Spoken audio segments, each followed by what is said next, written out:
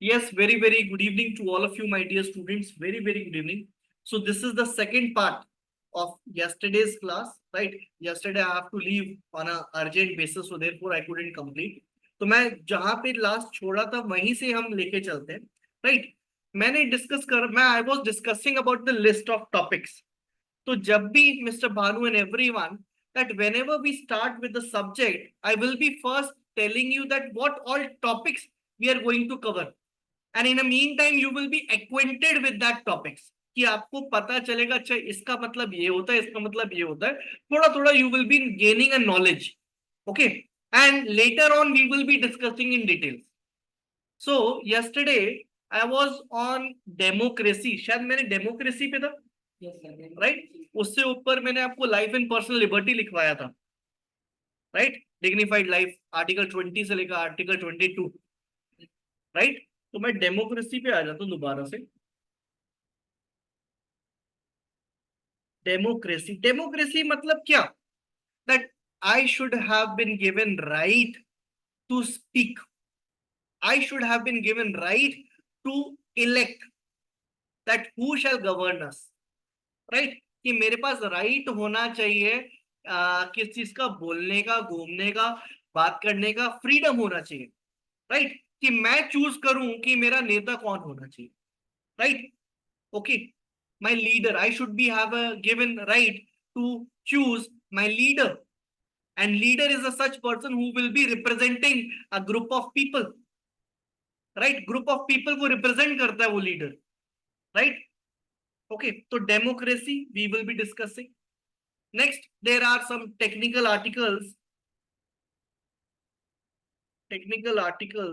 that is, for that matter, article 12, article 13, article 32, public interest litigation, judicial activism,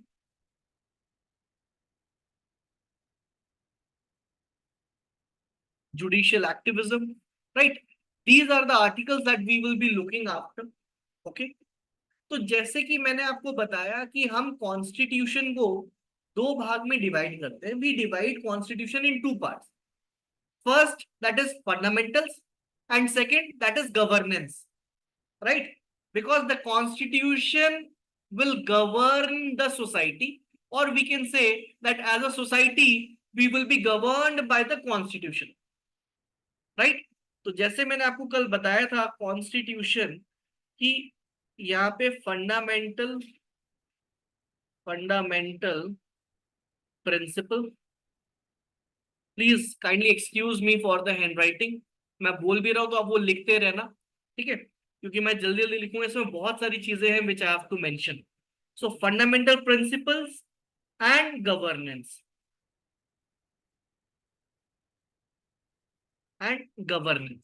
right?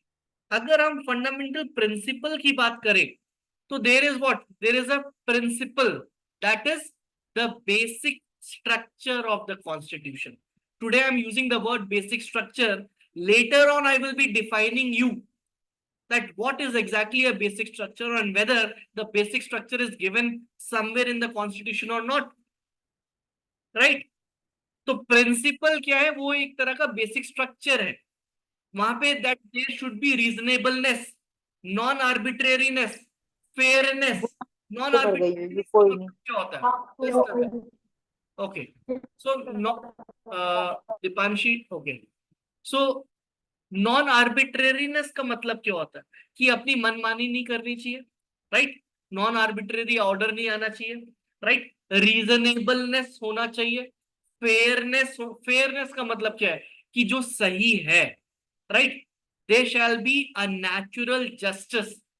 कि अगर मैं plaintiff हूं और या मैं डिफेंडेंट हूं तो मुझे सम्मन सर्व होने चाहिए. अगर सम्मन सर्व नहीं होंगे तो मेरे को तो आपने सुना ही नहीं. तो there will be a violation of principle of natural justice. अब इन सारे प्रिंसिपल्स का एम क्या है? What is the goal? What is the ultimate goal of these principle, mister Amit? Bhanu Pratap, थोड़ा जोर से, मेरे को सुनाई कम देता है.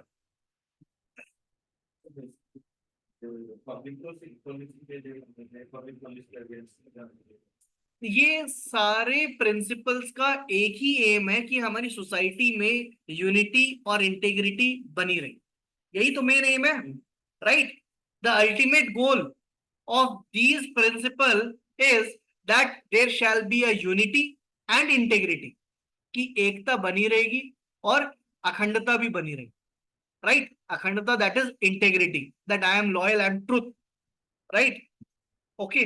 और इससे क्या होता है, दैट इज फ्रेटर्निटी तो बनेगी, that fraternity will be promoted. अभी फ्रेटर्निटी क्या होता है, that is the brotherhood, oneness, कि I am respecting you irrespective of your religion and caste and creed, right? तो हमारे इन प्रिंसिपल का मेन पर्पस क्या है कि फ्रेटर्निटी प्रमोट हो। फ्रेटर्निटी अगर प्रमोट हो रही है तो उससे क्या हो रहा है, अल्टीमेटली यूनिटी और इंटेग्रिटी है, and every individual will have a dignified life. कि अगर इंटेग्रिटी और यूनिटी बनी रहेगी तो हर एक इंसान बड़ी शान से घूम सकता है, राइट? तो that is the basic aim of these principle, right? समझ में आया?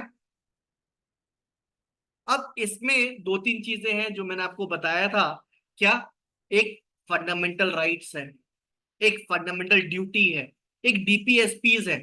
So we can say fundamental right, fundamental duty and directive principle of state policy,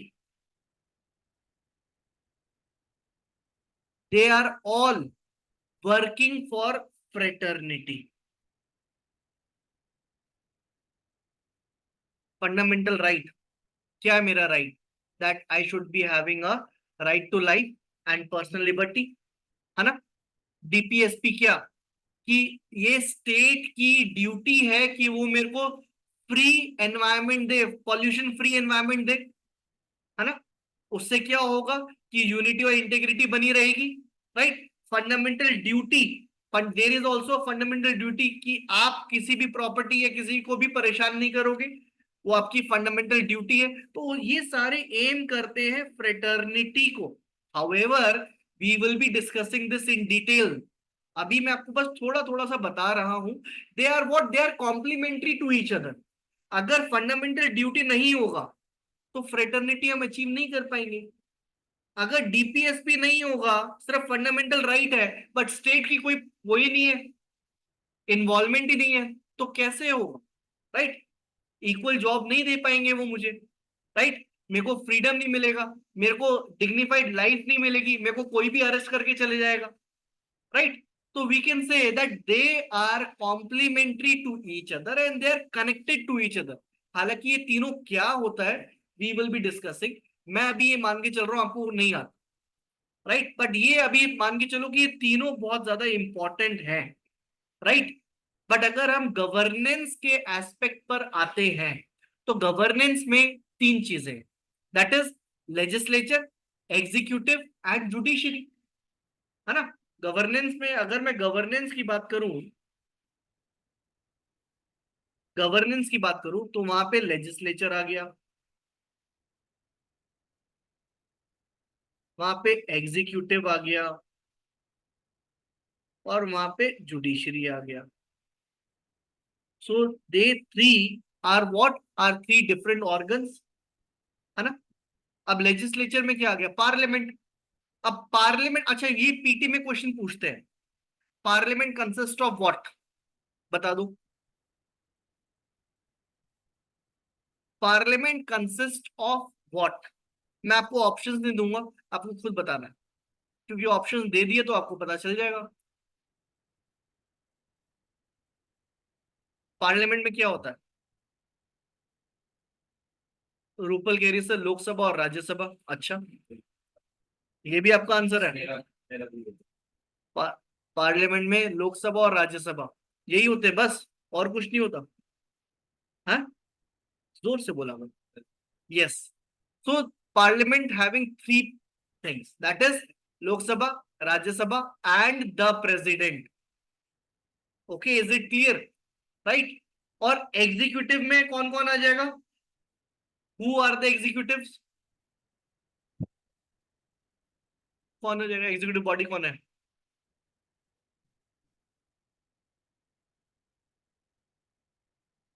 executive का चलो रोल बता दो, हालांकि मैं भी मान के चल रहा हूं आपको नहीं आता, बट फिर भी एग्जीक्यूटिव का रोल होता है एग्जीक्यूट करना, कोई ऑर्डर आया तो उसको इम्प्लीमेंट करवाना।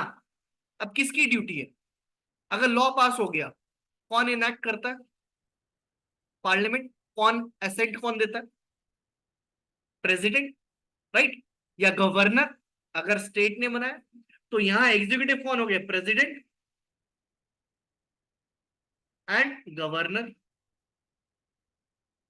ठीक है, डू नॉट वरी, ये भी हम पढ़ेंगे प्रेसिडेंट कौन होता है, गवर्नर कौन होता है, इनकी पावर्स कैसी होती है, कब तक बनते हैं, कितना टाइम है, रिटायरमेंट का क्या है, सारी चीजें पढ़ेंगे हम, राइट। अब जुडिशरी में कौन कौन आ गया?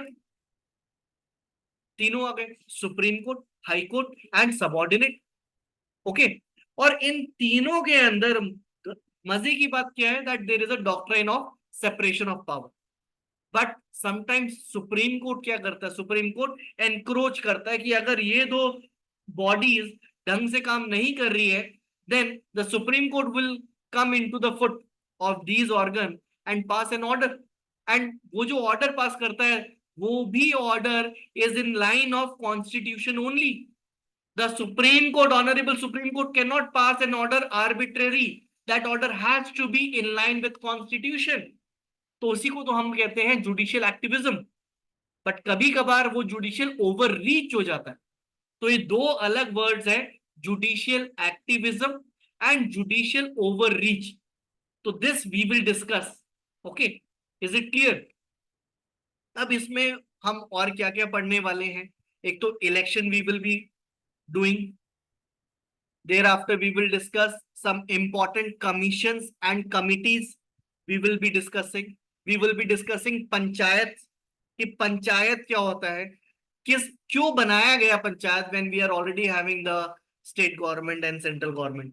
क्योंकि पंचायत का भी तो यही काम है, बट वो बहुत ही ज्यादा नीचे लेवल पे काम करते हैं, राइट, राइट। म्यूनिसिपैलिटीज के बारे में हम पढ़ेंगे, that what is municipalities, right. जैसे यहाँ पे म्यूनिसिपल कॉर उसके वो होते हैं ना, इलेक्शंस होते हैं, एमसीडी, राइट, दिल्ली में। तो municipalities we will be studying, cooperative societies के बारे में we will be studying schedules and the tribal area we will be studying। we will be studying about UPSC, जो यूनियन पब्लिक सर्विस कमीशन है, वो exam जो conduct करवाता है, वो ऑल इंडिया सर्विसेज होती है या नहीं होती है? अगर ऑल इंडिया सर्विसेज हैं तो उसमें कौन सी सर्विसेज ऑल इंडिया है, कौन सी नहीं है, राइट। क्या वो कॉन्स्टिट्यूशन बॉडी है या नहीं, that is also we will be discussing. We will be discussing right to property. Now you please tell me, right to property was earlier a fundamental right, but later on, due to change by amendment, it was made a another, it is only a not a fundamental right, it is my what, constitutional right है मेरा, but ये fundamental right नहीं है। ये कौन से amendment से change करा गया और कौन सा नया आर्टिकल बनाया गया, ये पूछ लेते हैं पीटी में। तो अभी क्योंकि मैं जिक्र कर रहा हूं तो अभी नोट डाउन करते हुए चलना, ठीक है, right. These are few things which you शैली, आपका आंसर इनकरेक्ट है बेटा। हाँ, absolutely correct mister Amit, very good. Rupal absolutely correct, very good.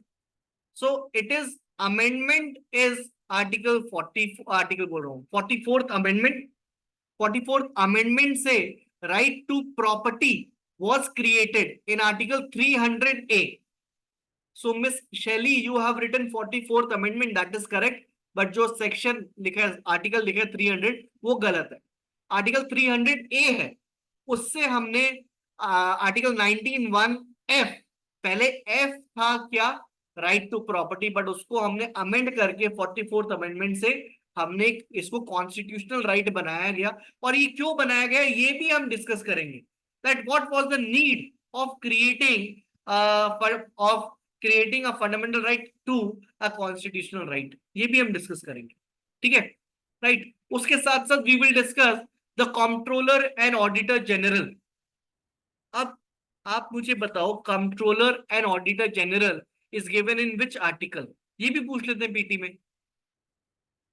Controller and auditor general, CAG, CAG सुना होगा आपने, पूछ लेते हैं पीटी में, पूछ लेते हैं, बता दो। Anyone?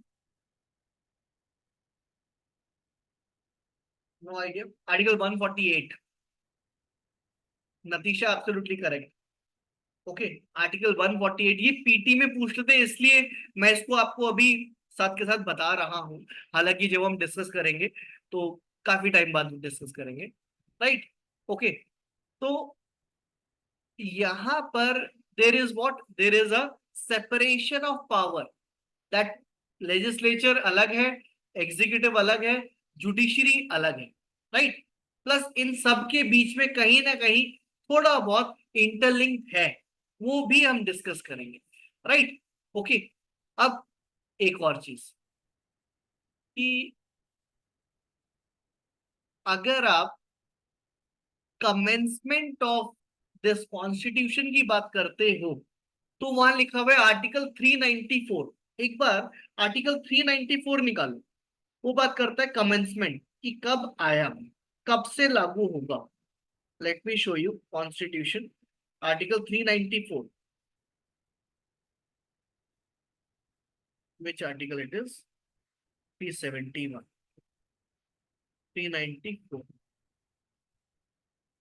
Okay, I'm reading it, allow me to read.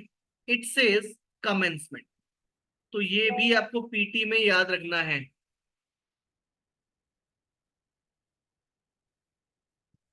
यहाँ लिखा है this article and articles 5, 6, 7, 8, 9, 60, 324, 366, 367, 379, 380, 388, 391, 392 and 393 shall come into force at once, कि ये सारे आर्टिकल एक बारी में ही फोर्स में आ गए थे।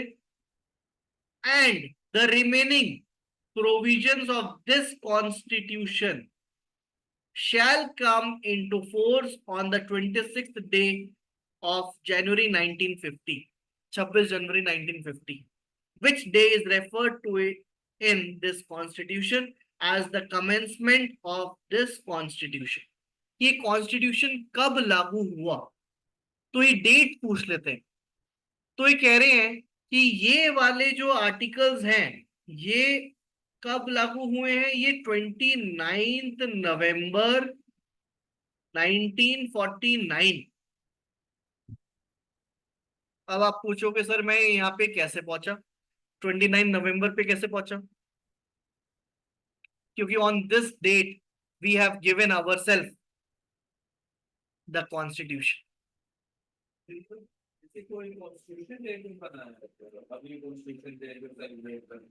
यस, तो एक बार आप इसका प्रिएम्बल देखो, यहाँ कह रहे हैं क्या, ये दिस इज 26, 26, ये 29 नहीं 26, मैंने 29 बोला था, 26 नवंबर 1949। ओके, इट इज 26 नवंबर 1949, क्योंकि ये प्रिएम्बल में लिखा हुआ है that on this date we give, right, we give ourselves the constitution. But जो इसके अलावा जो दूसरे आर्टिकल्स हैं दैट केम ऑन 26 जनवरी 1950। तो ये 5, 6, 7, 8, 9 ये सारे सिटीजनशिप से रिलेटेड है। ओके, राइट, ये 60 हमारा प्रेसिडेंट से रिलेटेड है, और ये 324, 366, 367, 379, 380, 388, 379 तक ये पावर से रिलेटेड है। This we will discuss in detail. But इनके अलावा जितने भी आर्टिकल हैं वो सारे कब आए, 26 जनवरी 1950। ओके, 26 जनवरी 1950। Is it clear my dear students? तो हमें ये डेट्स याद रखनी है for the purpose of preliminary examination. वो पूछ सकते हैं ना कि भाई कॉन्स्टिट्यूशन कमेंसमेंट कब हुआ है। तो ये आर्टिकल्स आपको याद रखने हैं। ये आर्टिकल हुए हैं 26 नवंबर 1949 शुरुआत। और इनके अलावा ये सारे कमेंसमेंट हुए कब? 1950 26 जनवरी, 26 जनवरी 1950। Okay, is it clear? अब यहां पर इन्होंने लिखा है दिस आर्टिकल एंड आर्टिकल इतना इतना इतना, और आगे लिखा है the remaining provision of this constitution, right. अब आप मुझे बताओ कि यहाँ पे दिस से क्या मतलब है? दिस आर्टिकल एंड आर्टिकल 567, तो दिस से मतलब है ये 394 आर्टिकल, और इसके अलावा ये जो 5 6 7 8 9 50 है ना, राइट। बट आगे लिखा हुआ है, अगर आप पढ़ोगे, that and the remaining provision of this constitution shall come into force on the 26th day of January 1950, which day is referred to in this constitution as the commencement of this constitution। ठीक है, तो commencement पता चल गया आपको कि यहाँ पे कुछ सर्टेन आर्टिकल्स हैं जो 26 नवंबर 1949 को कमेंस हुए थे। उनके अलावा, इनके अलावा जितने भी आर्टिकल्स हैं वो सब कब आए हैं? 26 जनवरी 1950। ओके, और ये कमेंसमेंट कहां दे रखा है? 394 में दे रखा है। Is it clear? Now tell me the importance of constitution. Why we are having constitution?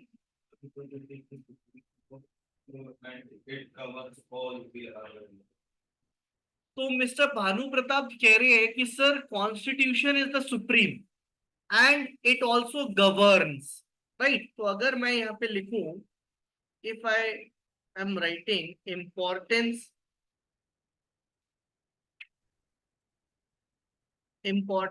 Of constitution, ठीक है, मैंने शॉर्ट फॉर्म में कॉन्स्टिट्यूशन लिखा हुआ है। तो कॉन्स्टिट्यूशन, आप कह रहे हो sir constitution is the supreme law, right. No one can rise above the constitution, right. हमारे प्राइम मिनिस्टर या प्रेसिडेंट या मैं, हम कॉन्स्टिट्यूशन से ऊपर थोड़ी है। रादर हम सारे के सारे गवर्न होते हैं कॉन्स्टिट्यूशन से, और कॉन्स्टिट्यूशन के अंदर ही प्रिंसिपल्स दे रखे हैं, right, which can not be violated. तो वो प्रिंसिपल्स ऐसे कौन से हैं? वो बेसिक एलिमेंट्स हैं विच इज सुप्रीम, कि उसको आप वायलेट नहीं कर सकते किसी भी तरह। तो मैंने कल आपको बताया था ग्रैंड नॉर्म। अब आप मुझे बताओ ग्रैंड नॉर्म का कॉन्सेप्ट किसने दिया था? कल ये भी बताया था मैंने।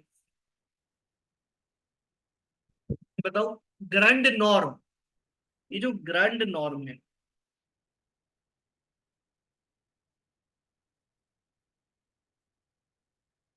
नतीशा एंड शैली एब्सोल्युटली करेक्ट, अमित करेक्ट। तो ग्रैंड नॉर्म का जो कॉन्सेप्ट था that was given by केल्सन।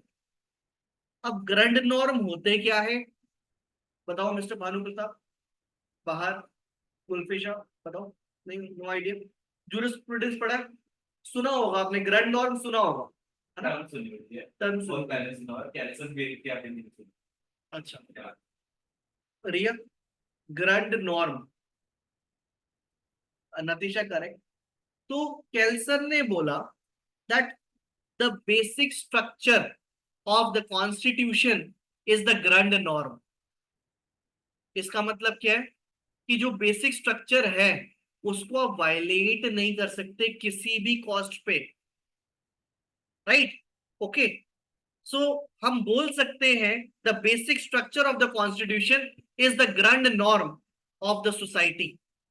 Or I can again rephrase my statement that the constitution can be called as the grand norm of the society। ये भी सही बात है, मैं लिख रहा हूं, constitution can be called as a grand norm of a society. Grand norm मतलब that it cannot be violated. Violation is not possible. क्या आप कॉन्स्टिट्यूशन का वायलेशन कर सकते हो? क्यों नहीं कर सकते? तो बेसिक आप बोलते हैं कितना तक जाओगे नहीं, मैं वायलेशन की बात कर रहा हूँ. तो देखिए Yes, because it is supreme, right?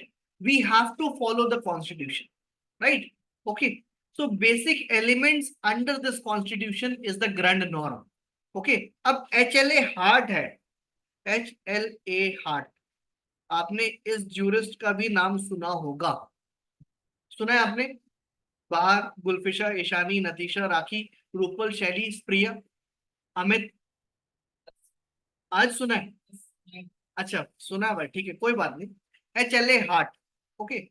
तो HLA heart called the constitution. ये पूछ लेते हैं. The constitution as a rule of recognition. As a rule of recognition.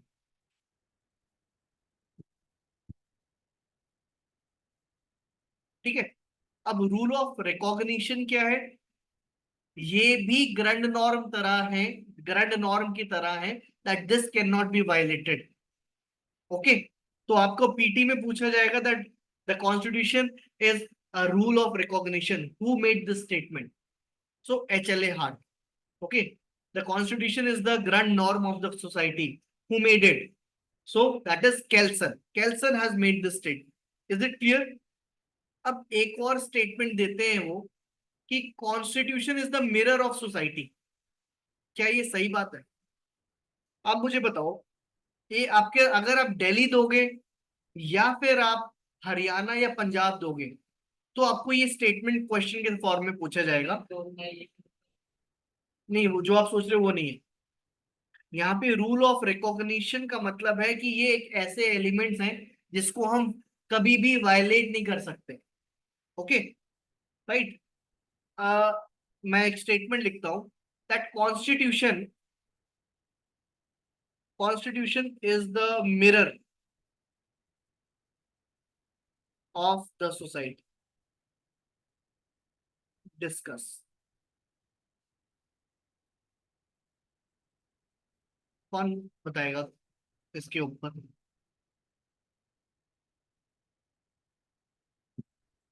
इसका स्टेटमेंट का मेन एसेंस क्या है, तासीर क्या है? ये आपको, if you are preparing for Delhi, Haryana और पंजाब, तो ऐसे क्वेश्चंस आपको आएंगे एनालिटिकल. जैसा रहा बहुत लेमैन आपने आंसर दिया है. नहीं पूछते जाता है ऐसे कुछ नहीं. देखो, constitution is the mirror of society मतलब जैसी सोसाइटी है वैसा ही कॉन्स्टिट्यूशन है. राइट. ओके. हम बाहर से कुछ भी बोरो नहीं कर सकते. सेक्युलरिज्म क्या? अब ये मान लो सेक्युलरिज्म है, ये तो ऑलरेडी हमारी सोसाइटी में प्रेवलेंट था. सेक्युलरिज्म क्या? कि there is no state, there is no religion of a state. कि ना तो हम हिंदू हैं, ना तो हम मुसलमान हैं, ना तो हम क्रिश्चियन हैं, ना तो हम ईसाई हैं, ना तो हम कुछ और हैं. समझ में आया? So we are what? We are secular. तो ये पहले से ही तो था इंडिया में. we do not borrow such basic elements in our constitution. because अगर हम कहीं यूएस की कोई चीज बोरो कर लेते या फ्रांस का कुछ बोरो कर लेते या कनाडा का कुछ बोरो कर लेते, एलिमेंट्स की मैं बात कर रहा हूं, तो that may be backfired to the society. क्योंकि वो शायद इंडिया में अपनी सोसाइटी में फिट नहीं होता. तो जो बेसिक एलिमेंट है, जैसे फॉर एग्जांपल सेक्युलरिज्म की मैं बात कर रहा हूं, तो सेक्युलरिज्म तो बहुत पहले से ही है, कॉन्स्टिट्यूशन से पहले ही है ना. क्या हमारा जो भारत है, इंडिया है, क्या वो एक हिंदू राष्ट्र था, राष्ट्र है शुरू से? नहीं. वहां तो सारे रिलीजन के लोग आए हैं हमारे. आज भी अगर हम बोलूं तो India is a secular. We can not say that India is only Hindu और India is only Muslim country. Right. Okay. So that is the thing which is already there existed in the society. तो उसके basis पे ही हमने constitution बनाया और constitution एक ऐसा document है जो हमें गवर्न करता है। समझ में आया? So we can say that the basic principles were already there in Indian society before the constitution. The constitution has only recognized those basic elements. We have not borrowed that thing. जो हमने बोरो करे वो कुछ और बोरो करे हैं। वो क्या करे, हमने डीपीएसपी बोरो करा है, directive principle of state policy. वो क्या एक तरह की ड्यूटी ही तो है। हमने एक सेंटर और स्टेट का एक रिलेशन बनाया है, फेडरल स्टेट, है ना, फेडरल रिलेशन है। ये हमने बोरो करा है कहां से? कनाडा से। बताओ। The procedure established by law, this we also have borrowed from Japan. तो ये जो चीजें हमने बोरो करी हैं ये बेसिक एसेंशियल्स नहीं है। These are the thing by which we are governed, right? समझ में आया? ये जो बोरो करा है, जो हम लेकर आए हैं, ये हम आगे पढ़ेंगे। अभी मैंने आपको एक statement the, constitution is the mirror of society, discuss. तो यहां पर whatever elements we are already having before the constitution, that is being recognized by the constitution. For instance, the secularism, secularism मैंने ऐड कर दिया। Ism क्या, एक philosophy है, right? Okay, that is already existed in India. समझ में आया? तो वहां पर there is a desire of a society. Society का डिजायर क्या है? That there shall be a social justice. Social justice का क्या मतलब है, आप मुझे ये बताओ। Do not worry, I will be dictating everything, सब डिक्टेट करवाऊंगा अभी, बस थोड़ा एक्सप्लेनेशन है। सोशल जस्टिस का क्या मतलब? कि कोई मुझे ये ना बोले कि मैं फॉरवर्ड कैटेगरी का हूं या बैकवर्ड कैटेगरी का हूं, राइट? कोई मुझे ये डिस्क्रिमिनेशन ना करे कि मैं वुमेन हूं तो मुझे सैलरी कम मिल रही है, आप मैं मेल हूं तो मुझे सैलरी ज्यादा मिल रही है। So there has to be a social justice, right? ये सोशल जस्टिस होना चाहिए। If there is no social justice, we can not imagine a fraternity. Fraternity क्या है? Unity and integrity. बट अगर सोशल जस्टिस ही नहीं है तो फिर हम इमेजिन कर ही नहीं पाएंगे। समझ में आया? Is it clear? अब एक और चीज मैं आपसे बोलता हूं कि constitution is a dynamic. You please tell me, क्या क्या कॉन्स्टिट्यूशन डायनेमिक है? कैसे है? क्यों? तो यस, यू आर राइट कि कॉन्स्टिट्यूशन इज डायनेमिक। क्यों डायनेमिक है? क्योंकि सोसाइटी हमारी डायनेमिक है। सोसाइटी क्यों डायनेमिक है? क्योंकि हमारा एक पर्टिकुलर परसेप्शन है। मेरा एक परसेप्शन है, मेरे साथ 10 लोगों का एक परसेप्शन है। उस परसेप्शन में हमने एक लॉ बनाया, जो वो लॉ से हम गवर्न हो रहे हैं। बट टाइम के साथ हमारा परसेप्शन चेंज हुआ। परसेप्शन चेंज हुआ तो लॉ भी चेंज होना चाहिए। तो लॉ चेंज होगा तो हमें इसको चेंज करना पड़ेगा। तो इसलिए we can say that since society is dynamic, the constitution also has to be dynamic. समझ में आया? तो डायनेमिक हमें चेंज करना पड़ता है अमेंडमेंट्स करके।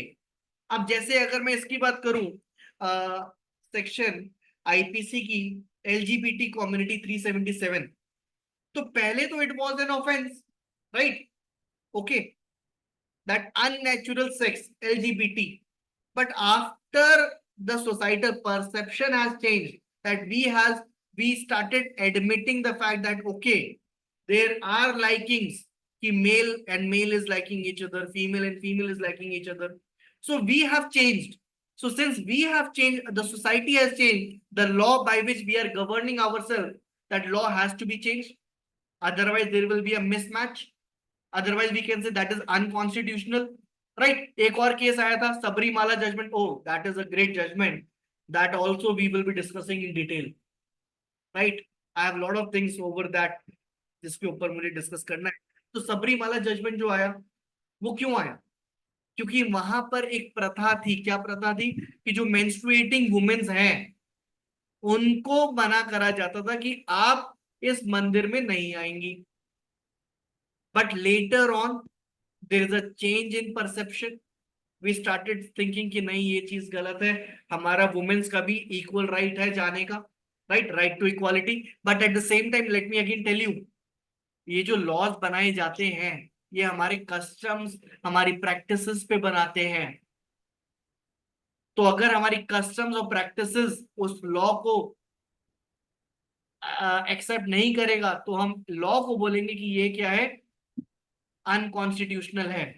जैसे कि वहां पे justice Indu Malhotra has given a dissenting judgment. Justice Indu Malhotra has said कि नहीं, the women should not be allowed to go in the temple. Why? Because there is a practice, there is a convention, there is a thought process of the society कि वहां पे जो है वो celibacy वो करते हैं, जो उधर के वो है गॉड, है ना, कि उनकी सेलिबेसी भंग हो जाएगी। So that is a different thing we will be discussing later on, right. तो we have to change the constitution. Why? Because the societal perception is changing. Is it clear? अब question आता है कि हम ये चेंज कैसे करेंगे? How we can change constitution? आप ये सब लिखते हुए जा रहे हो, थोड़ा थोड़ा पॉइंट लिख रहे हो ना, मेंशन कर रहे हो। हाँ, अमेंडमेंट ठीक है, एक एक पॉइंट इन्होंने बताया अमेंडमेंट। दूसरा, आप कॉन्स्टिट्यूशन तो हमारा डायनेमिक है। Good, very good, very good mister Bhanu Pratap. तो हम, मेरा पॉइंट है कि अगर हमारा कॉन्स्टिट्यूशन डायनेमिक है, right, so how this dynamic character is carried of, कि इसको डायनेमिक बनाए रखने के लिए क्या क्या चीजें चाहिए हमें? हमें चाहिए अमेंडमेंट्स, राइट, हमें चाहिए अमेंडमेंट्स। अमेंडमेंट कर सकते हैं, अमेंडमेंट कौन करेगा? पार्लियामेंट करेगा, राइट। ओके, मेजोरिटी से करेगा। अब different types of majorities are there, special majority, simple majority, right. Okay, we will be discussing that. अब अमेंडमेंट के अलावा there is a by judicial process, by judicial process, ठीक है, judicial process से हम चेंज करते हैं। कभी कभार जुडिशियल प्रोसेस नहीं तो फिर हम किससे करते हैं? By doing practice and convention. Practice and convention, तो इन तीन चीजों से we carried of the dynamic character of the constitution. समझ में आया? राइट, अभी इसको भी हम डिस्कस करेंगे वन बाय वन करके, राइट। ओके, बट क्या कॉन्स्टिट्यूशन को डायनेमिक, मेरा question again I am reframing, right, whether the constitution is very rigid to dynamic, very rigid to change, or it is very easy to change? मेरा question मैं again I am repeating कि क्या constitution बहुत ज्यादा मुश्किल है, whether it is rigid to change? Indian constitution इतना मुश्किल नहीं है, अमेरिकन कॉन्स्टिट्यूशन इस बार नहीं। We are we are talking about Indian constitution, right?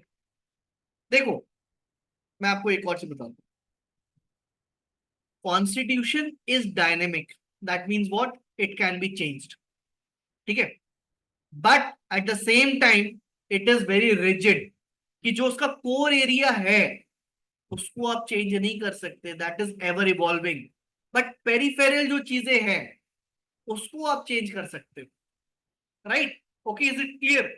The real essence of the constitution can not be change. कि आप कह रहे हो भाई सुनवाई जो होगी एक्यूज को सुना नहीं जाएगा, क्यों? क्योंकि हमने कॉन्स्टिट्यूशन चेंज कर दिया, राइट। अब एक एक गवर्नमेंट है हमारे यहाँ पे पहले, वो कहती कि हमारे 400 आएंगे, 400, तो हम कॉन्स्टिट्यूशन चेंज कर देंगे, राइट। ऐसे परसेप्शन बना लोगों का कि अगर नहीं इनका 400 नहीं आने चाहिए, क्यों? क्योंकि अगर 400 आ गए तो एक कॉन्स्टिट्यूशन चेंज कर देंगे, कॉन्स्टिट्यूशन चेंज कर देंगे तो बोलेंगे कि जितने भी कोचिंग सेंटर है वो सिर्फ मैं ही पढ़ाऊंगा, मैं मतलब पीएमओ, राइट, और कोई प्राइवेट प्लेयर नहीं पढ़ाएगा, तो हमें तो जाना पड़ेगा, राइट। बट ऐसा नहीं, ऐसा नहीं है कि आप जो रियल एसेंस है वो चेंज कर दोगे। आप पेरिफेरल चीजें चेंज कर सकते हो, बट जो इंपॉर्टेंट चीजें हैं वो आप चेंज नहीं कर सकते, बेसिक स्ट्रक्चर को चेंज नहीं कर सकते। आप और इलेबोरेटिव कर सकते हो, आप एक्सप्लेनेटरी कर सकते हो, बट उसको हटा नहीं सकते। समझ में आया? राइट। तो एक पॉइंट लिखो, write on one point over here. The constitution is no doubt, the constitution is no doubt is dynamic, is dynamic, and there are peripheral change, and there are peripheral change in constitution, in constitution, which are essential, which are essential to keep the constitution, to keep the constitutional constitution effectively governing, effectively governing and regulating the society.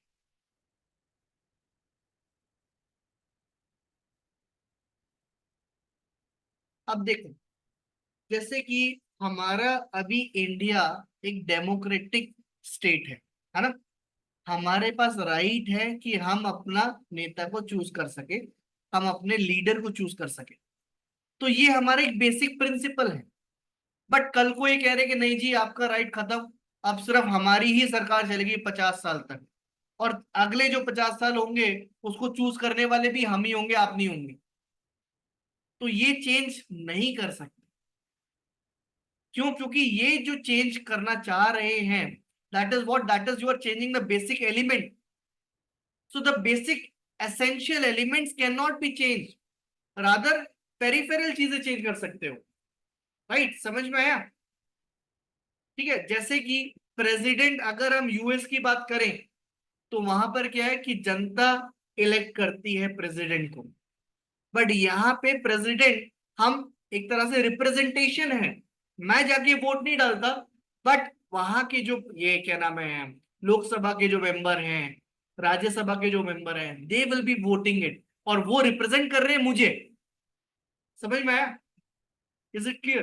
तो मैं, ये जो dynamic character है, ये dynamic essential है, but dynamic की आड़ में, and the garb of dynamic character, I can not change the basic elements of the constitution, right? समझ में आया? Write down further. Regulating the society, but the essence, but the essence, but the essence, that is the core or basic structure, or basic structure of constitution, of constitution will never change, will never change, or get substituted, or get substituted with passage of time, with passage of time, with passage of time, the core of the constitution, the core of the constitution, the core of the constitution will certainly evolve, will certainly evolve and become, and become more strong and expressive. Will become more strong and expressive.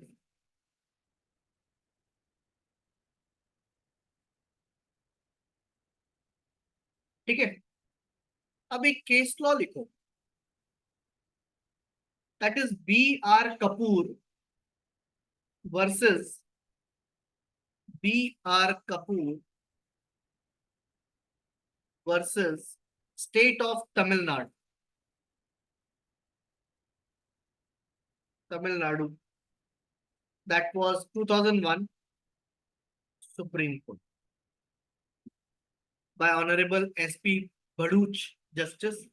Okay, by Honorable S.P. Bhaduch, Justice.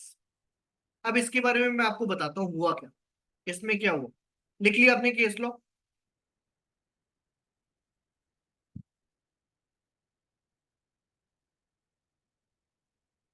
अब यहां पर एक election होने थे तमिलनाडु में. ठीक है, election होने थे तमिलनाडु में.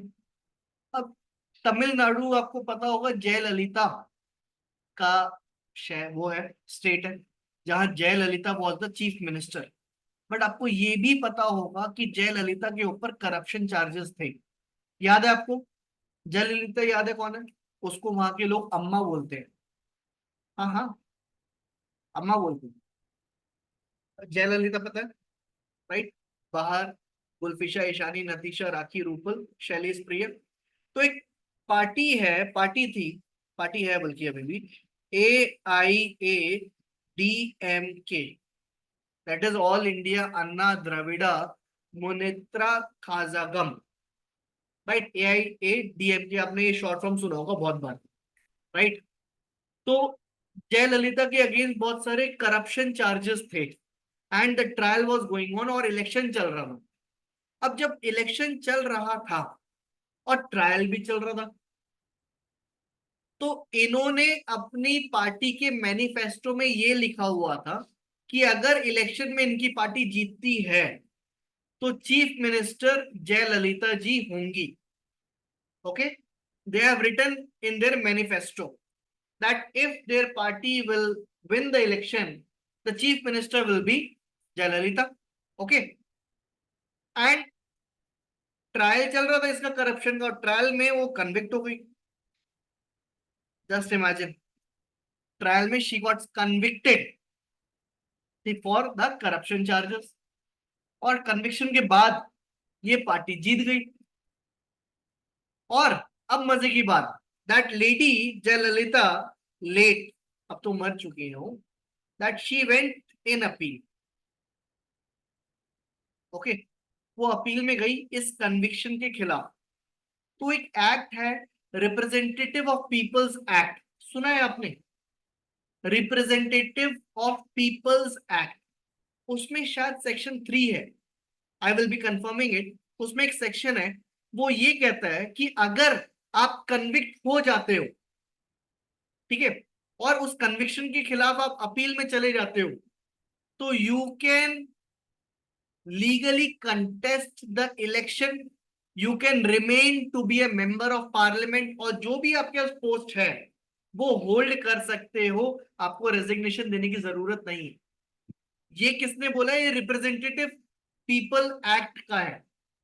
ठीक है, रिप्रेजेंटेशन ऑफ पीपल्स एक्ट, वहां पे एक लॉ है कि अगर आप कन्विक्टेड हो बट आप अपील में जा चुके हो और appeal is going on, right, then in that case the candidate legally contest the election and can legally hold the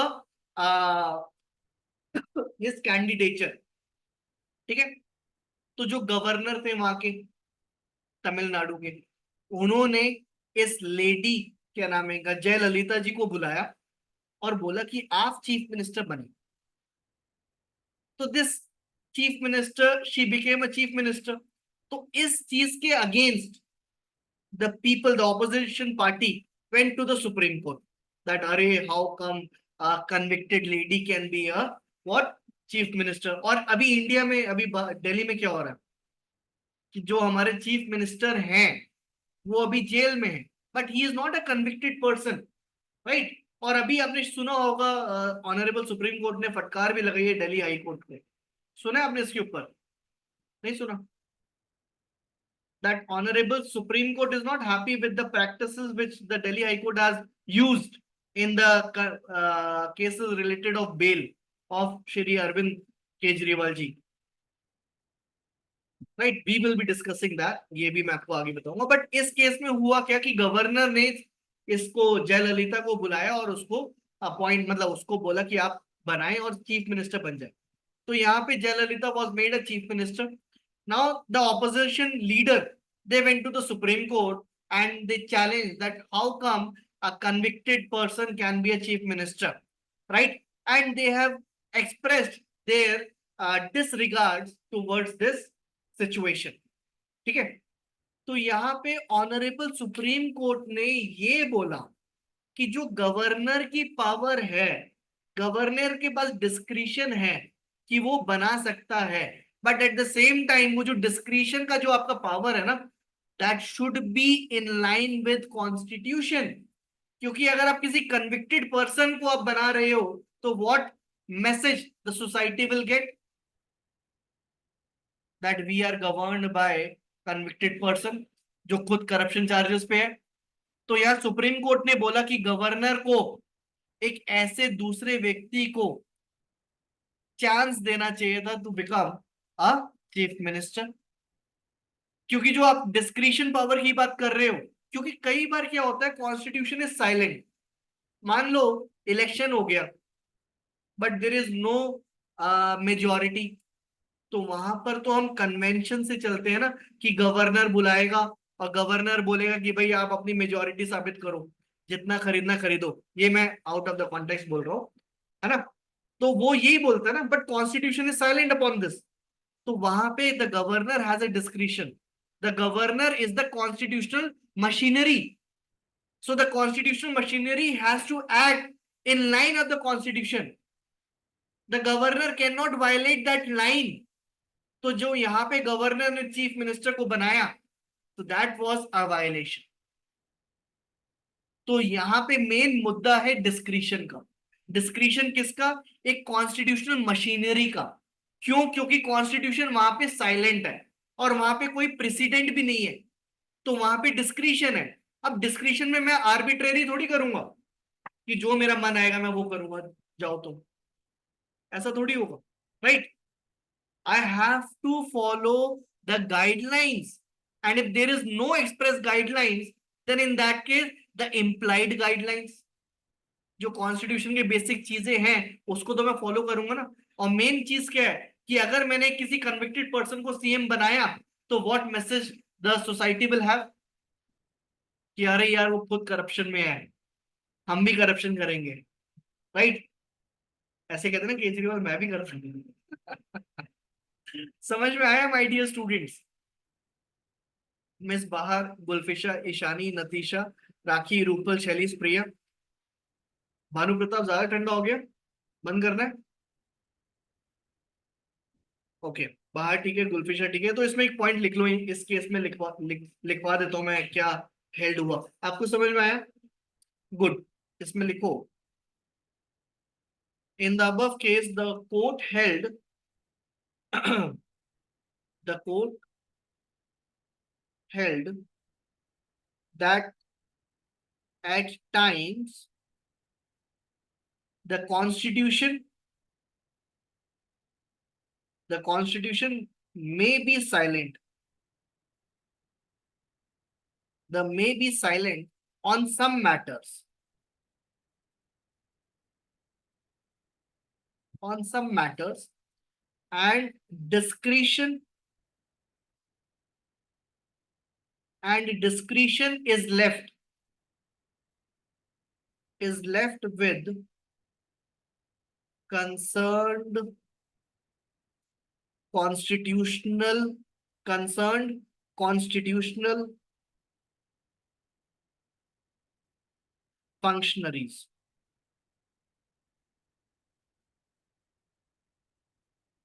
Full stop. Constitutional functionary क्योंकि ये मैं आपको लिखवा रहा हूं कि जहां पर कॉन्स्टिट्यूशन इज साइलेंट, क्योंकि जरूरी नहीं है ना कॉन्स्टिट्यूशन सारी चीजें लिखे, तो वहां पर अगर कॉन्स्टिट्यूशन साइलेंट है तो डिस्क्रिशन है एक कॉन्स्टिट्यूशनल फंक्शनरी के ऊपर, और यहाँ पे कॉन्स्टिट्यूशनल फंक्शनरी कौन है? वो गवर्नर। तो गवर्नर के पास डिस्क्रिशन है बट वो अपनी मनमानी नहीं कर सकता, उसके ऊपर भी अभी रिस्ट्रिक्शन है, राइट? ओके। अब जैसे कि मैं अगर आपको पढ़ा रहा हूं तो we have a constitution over here what, that I have to follow a decorum, right? Okay. I can not do arbitrary thing, कि मैं मन चाहे आपकी क्लासेस कैंसिल नहीं कर सकता। I have to follow the principle, the basic principle, right? Okay. ऐसा नहीं है कि मैं आपको कन्नड़ में पढ़ाना शुरू कर दूं, हिंदी और इंग्लिश में तो पढ़ाऊंगा, राइट? ओके। तो लिखो, the constitutional functionaries, the constitutional functionaries has to act according to constitutional conscience, constitutional conscience,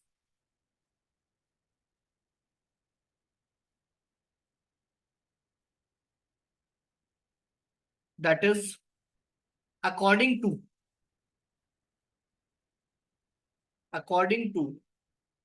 the essential constitutional spirit, according to the essential constitutional spirit. This is the positive morality. This is the positive morality. This is the positive morality, comma, constitutional morality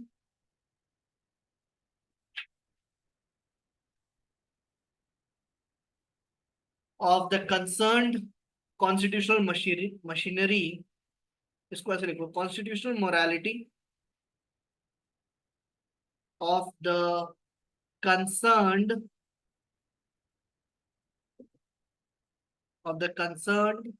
constitutional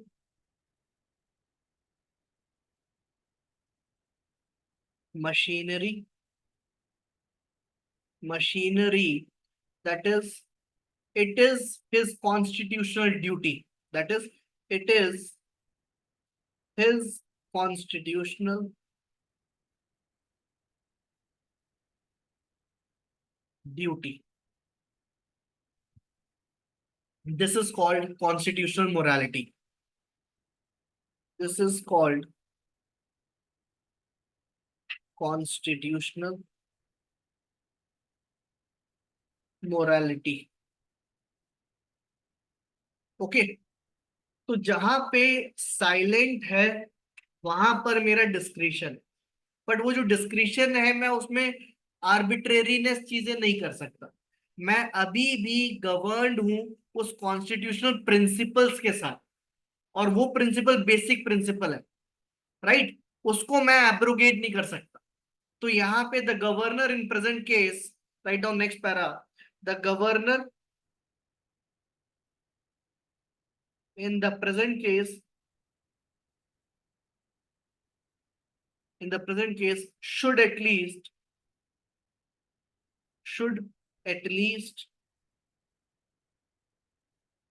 have explored the possibility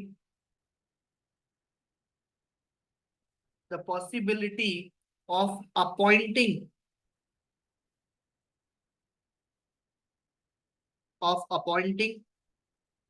someone else as a chief minister.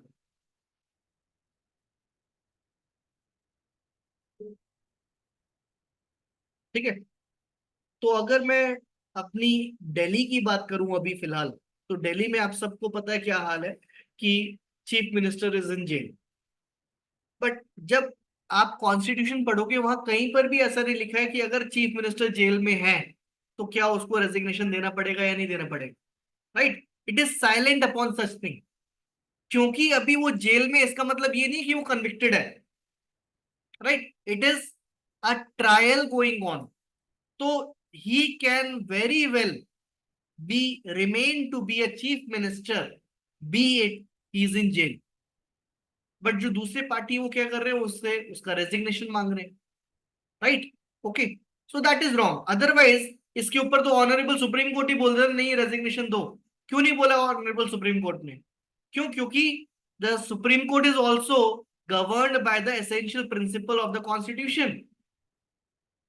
क्योंकि अभी that person is not convicted, he is only charge and the trial is going on. until and unless he is proven guilty, he is an innocent person, right? तो ये जो practices हैं, ये जो conventions हैं, that has to be followed in a very healthy manner, okay? Otherwise there will be a gross violation of basic structure of the constitution, right? So these basic elements are very important. It is inseparable part of constitution. इसको आप अलग नहीं कर सकते, इसको आप हटा नहीं सकते, इसको आप चेंज नहीं कर सकते। rather you can more it rather you can make it more descriptive, effective, elaborative, but you cannot change, right? अभी आएंगे इस वाली पार्ट, इस वाले पॉइंट पे भी आएंगे, राइट? अब एक और चीज है, एक मैंने आपको वर्ड बताया था, कॉन्स्टिट्यूशनैलिटी और कॉन्स्टिट्यूशनलिज्म। इसमें डिफरेंस क्या है, कॉन्स्टिट्यूशनैलिटी और कॉन्स्टिट्यूशनलिज्म?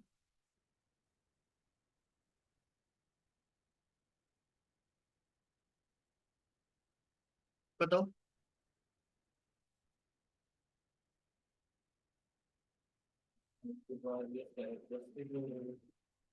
किस चीज की?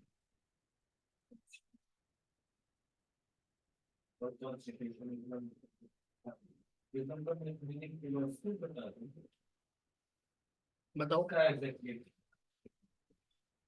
Yes miss Bahar, Gulfisha, Ishani, Natisha, Rakhi, Rupal, Shailis, Priya, Riya, Amit, constitutionality and constitutionalism.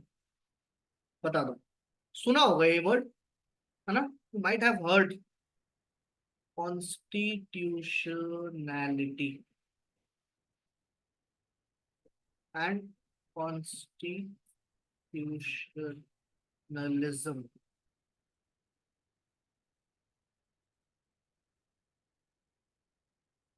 Constitutionality एक बेसिकली टेस्ट है, समझो इस बात को, कि ये it is basically it is a criteria of validating something by making a judicial action, कि क्या ये कॉन्स्टिट्यूशन है, क्या ये कॉन्स्टिट्यूशनल है या नहीं। तो उसके लिए टेस्ट करना पड़ता है, ठीक है? तो कॉन्स्टिट्यूशनैलिटी एक बेसिकली क्राइटेरिया है जिससे हम वैलिडिटी देते हैं कि ये एक वैलिड है या ये एक अनकॉन्स्टिट्यूशनल है।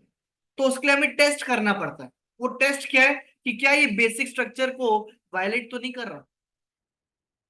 तो ये कॉन्स्टिट्यूशनैलिटी है। समझ में आया? Is it clear? और ये कैसे करते हैं? बाय जुडिशियल एक्शन करते हैं। जुडिशियरी तो करेगी चेक, राइट? आप और हम थोड़ी करेंगे, right? So constitutionality it is a criteria of validating something और एनीथिंग बाय जुडिशियल एक्शन। और वो टेस्ट कैसे होता है? टेस्ट का पैमाना या उसका जो वो है formulation, that is whether it is violating the basic principal और नॉट। और कॉन्स्टिट्यूशनलिज्म क्या चीज है?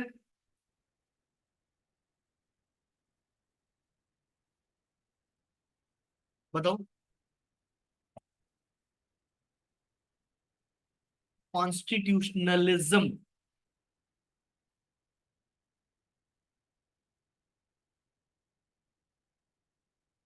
कौन बताएगा? भानु आप बताओ। No idea. प्रिया कह रही है in accordance with the constitution. देखो कॉन्स्टिट्यूशनलिज्म जहां पे भी आप इज्म लगा देते हो ना, तो ये एक फिलॉसफी बन जाता है, एक आइडिया बन जाता है, right? Okay, that is basically a concept. तो कॉन्स्टिट्यूशनलिज्म, नतीशा कह रही है set of principles and manners, absolutely correct. Okay, right. तो constitutionalism, it is the idea that makes constitution supreme. क्यों? क्योंकि यहाँ पे हमने कुछ ऐसे चीजें ऐड कर रखी हैं जिसकी वजह से हम गवर्न होते हैं। इस कॉन्स्टिट्यूशन में हमारे क्या कुछ लिमिटेशंस हैं, राइट? ओके, कि आप जो है इलीगल अरेस्ट नहीं करेंगे, है ना? राइट? ओके, आप किसी के पास अगर right to freedom of speech and expression है, उसको आप रोकोगे नहीं, right? Okay, is it clear? So constitutionalism, it is the idea that makes constitution that it is supreme, and so we put a limitation upon the government or upon us, right? Is it clear? तो यहां पे हम organise करते हैं और regulate करते हैं society को। Is it clear? So we incorporate these principles which are prevailing, by which we are governed। Okay, और जो भी नेगेटिव चीजें हैं वो सबको डू अवे कर देते हैं। जैसे कि एक था sati practice, that was prevalent earlier, but later on due to change in societal perception it becomes unconstitutional. क्यों? सती क्या है? अच्छा, सती का ऑफेंस कौन सा है, मुझे ये बताना जरा आईपीसी में। अगर अभी सती होता है तो वो ऑफेंस कौन सा है? हाँ?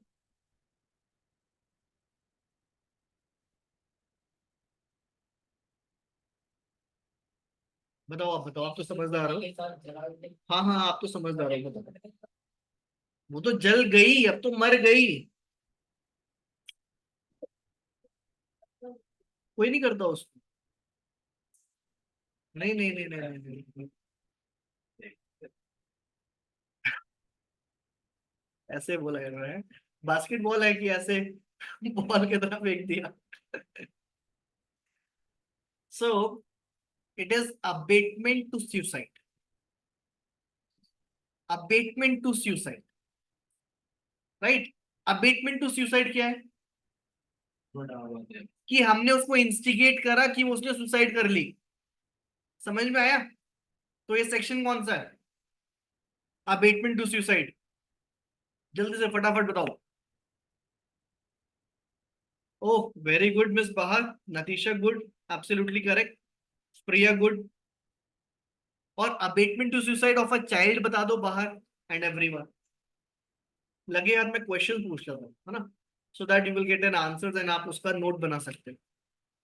सो abetment to suicide is given under section 306। Natisha गलत हो गया बेटा आपका। तो 306 में दे रखा है अबेटमेंट टू सुसाइड, और abetment to suicide of a child और ल्यूनेटिक और unsound person, that is given under 305, 305। तो 305 की सजा ज्यादा है, 306 की सजा थोड़ी कम है। तो सती वाला जो ऑफेंस है वो अबेटमेंट टू सुसाइड है, कि आपने उसको इतना इंस्टिगेट करा कि वो अपने हस्बैंड की उस पे पाइल ऑफ फायर पे बैठ जाती है, right? Okay, is it clear my dear students?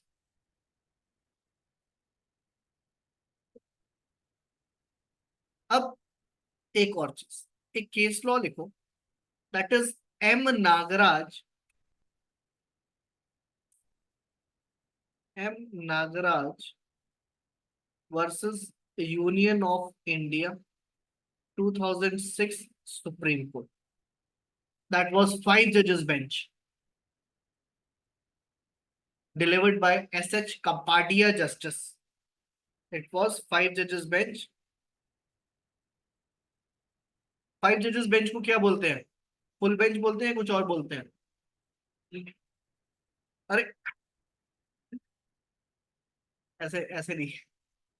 आप सही कह रहे हो, वो हिंदी में बोलते हैं, इंग्लिश में कहेंगे। बताओ। SH कपाडिया, मैं लिखता हूँ delivered by SH Kapadia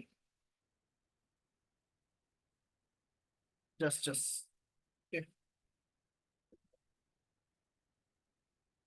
Last week I met Honorable Justice M.K. Sharma. He was retired from Supreme Court. So I went for a dinner party. Over there I met him and I was introduced to him. Right. तो बहुत ज्यादा discussion हुआ उनके साथ. चलो will tell you this some other day. Right.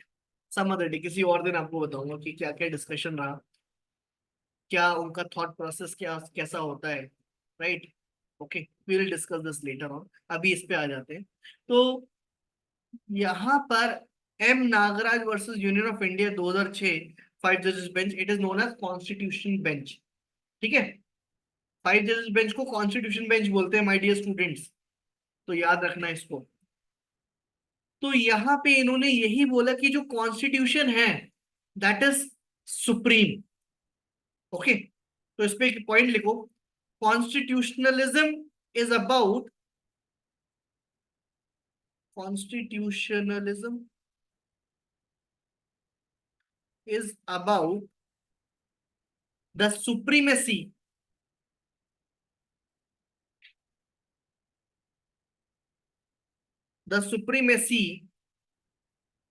of constitutional identity,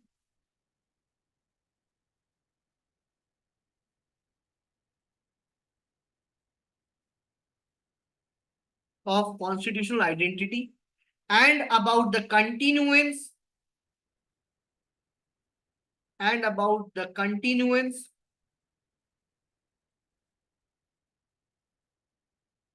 of that supremacy, कि वो supreme ही रहे. ठीक है. अभी इन्होंने ना एक स्टेटमेंट दी थी, वो मैं आपको लिखवाता हूँ. ये पूछ लेते हैं कि ये स्टेटमेंट कौन से केस लॉ की है. In preliminary you will get such type of questions. आपको स्टेटमेंट दे देंगे और पूछेंगे कौन से केस लॉ में बताई गई थी. ठीक है. तो write down the court is not bound by the text of constitution, comma, rather it owns its fidelity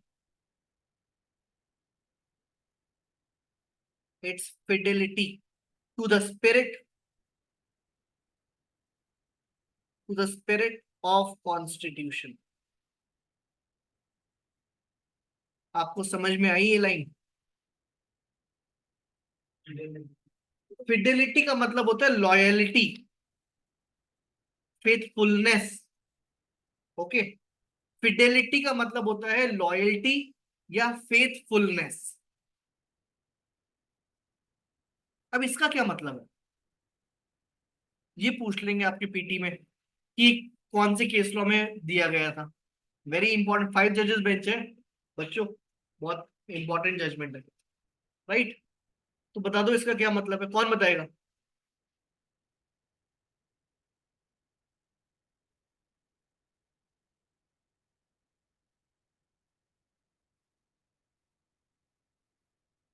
miss बाहर, you may unmute and answer. What does it mean?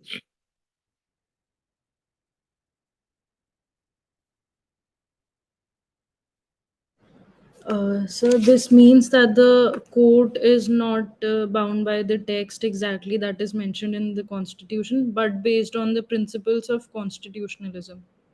Okay. कि yes, क्या बोलना चाहोगे? कॉन्स्टिट्यूशन पे tax से bound नहीं है, लेकिन ये बेसिक स्ट्रक्चर के बाहर नहीं जा सकते. इससे कोई मतलब जो पहले का जजमेंट है वो इस पे काउंट नहीं करेगा, मतलब कि मतलब एक तरीके से वो absolutely correct mister Bhanupratap and miss बाहर एंड जो और बच्चे यही सोच रहे हैं वो सही है. ये है कि court is not bound by the text, कि जो लिखा है उससे बाउंड नहीं है. The court will be bound by the basic principles, basic essence of the constitution. ठीक है, right? Okay. The court is bound by the essence of the constitution. It is not bound by the text कि जो लिखा है उससे bound नहीं है, but जो essence है, principles है, उससे bound है. उसके बाहर जाके वो कोई और ऑर्डर पास नहीं कर सकता. एक और जजमेंट लिखो, ये भी बहुत इंपॉर्टेंट है. I.R. कोयल हो, शायद सुना होगा आपने, सुना है आपने? I.R. कोयल हो, dead by LRs as in legal representatives versus state of Tamil Nadu,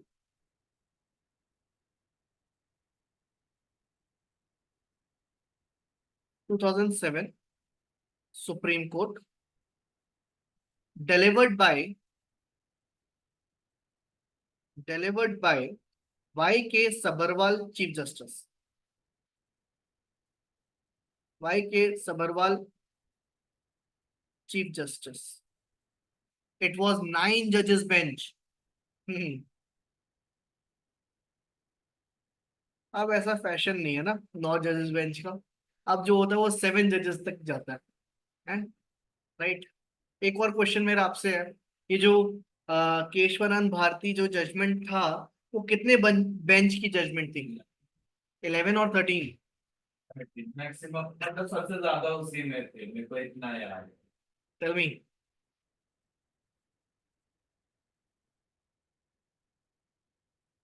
बाहर से 13. ओके. किसने दी थी वो judgment? Who delivered that judgment?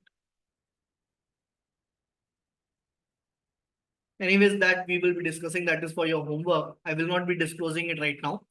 इसमें एक पॉइंट लिखो इस केस लॉ में, that it was held that, ये भी कॉन्स्टिट्यूशनलिज्म के ऊपर ही मैं बता रहा हूं, ठीक है? It was held that constitution is about limits and aspirations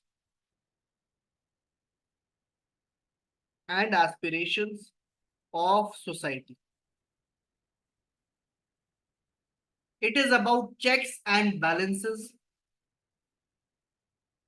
It is about check and balances upon the power of government. Upon the power of government. Constitutionalism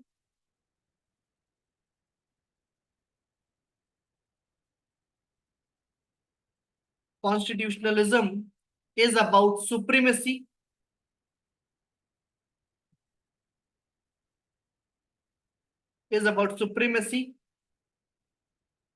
of constitution.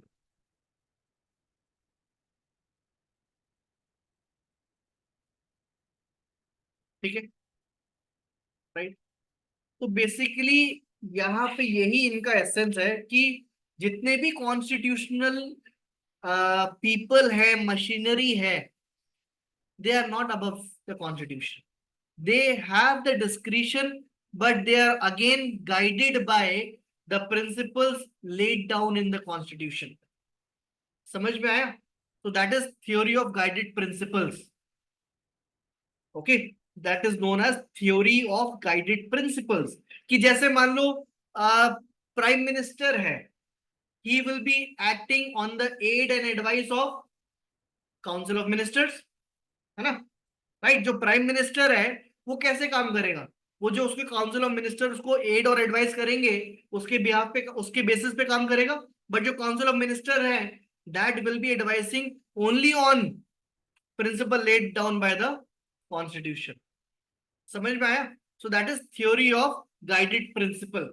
ये भी हम डिस्कस करेंगे. तो अभी मैंने आपको थोड़ा बहुत कॉन्स्टिट्यूशन के बारे में बताया, राइट? अभी मैंने इसको एनालाइज नहीं करा, आपको यूएस या यूके के बारे में अभी नहीं देखा, राइट? अभी मैंने आपको बस ये थोड़ा बहुत बताया कि कॉन्स्टिट्यूशन क्या होता है, कॉन्स्टिट्यूशनैलिटी क्या होता है, कॉन्स्टिट्यूशनलिज्म क्या होता है, राइट। अब कल हम करेंगे अमेंडमेंट्स। कल से आपको थोड़ा you will be enjoying, why, because we will be discussing the articles. Article 368, उसमें बहुत सारे केस लॉ है कि पहला अमेंडमेंट कौन सा आया, क्यों आया पहला अमेंडमेंट, फिर उसके बाद अमेंडमेंट क्यों आया, क्या क्या चेंजेस थे, क्यों आप चेंज करते कैसे हो, मेजॉरिटी कौन सी होती है, कितने मेंबर्स की मेजॉरिटी होती है। So that all we will be discussing tomorrow. और तब आपको पता चलेगा ये जो अफवाह उड़ी थी कि 400 आ जाएंगे तो फिर कॉन्स्टिट्यूशन चेंज कर देंगे, तो आपको पता चलेगा कि क्या कॉन्स्टिट्यूशन चेंज कर सकते हैं या नहीं कर सकते। क्योंकि अभी एक पॉइंट आ रहा है क्या, कि जो प्राइम मिनिस्टर है उसकी एज 75 से ज्यादा नहीं हो सकता। और अभी हमारे जो लर्नेड प्राइम मिनिस्टर है करंट, ही इज करंटली 73।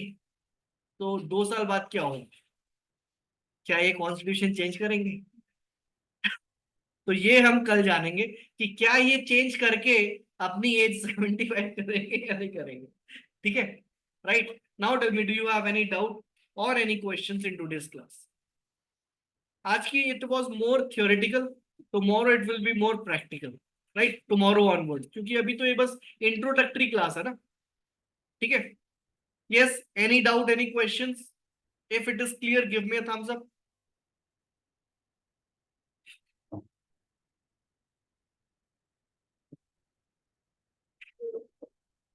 अभी नहीं हुआ नतीशा, हिसार में आऊंगा 8 तारीख को, 8-9। ठीक है, all right. So thank you everyone. Let me close this recording.